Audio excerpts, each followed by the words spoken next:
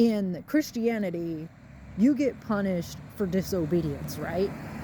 You get punished for things like sex out of wedlock, being promiscuous, being gay. Paganism, there's none of that. You're not going to get punished for being gay or having sex or being unmarried and having sex. However, the pagan deities will get mad and can punish you if you are disrespectful, if you disrespect and trash their domains, and if you try to act like you're better than them and you lack humility.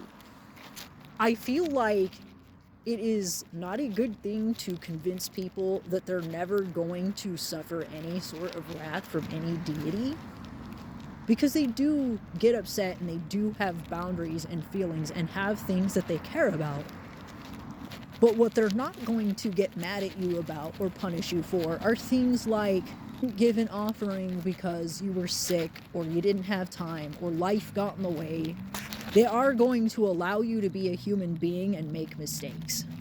But we still have to remember that despite that these are gods and they are bigger than us, and we should still have a certain level of not only reverence for them, but remember that they are powerful and they're not going to just brush off any disrespect that is given to them.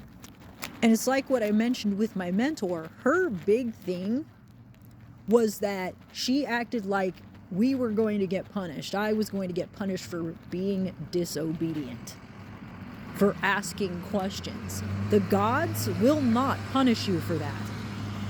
They don't expect obedience. So my mentor was wrong about that. However, Loki will get upset at you if you are cruel to his children, if you are disrespectful towards his wives and disrespectful towards him and his domain, like any other deity. He also gets really protective of those that he cares about. It's the same with any other deity.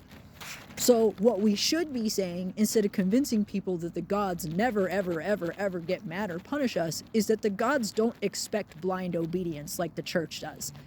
The blind obedience thing comes from the church.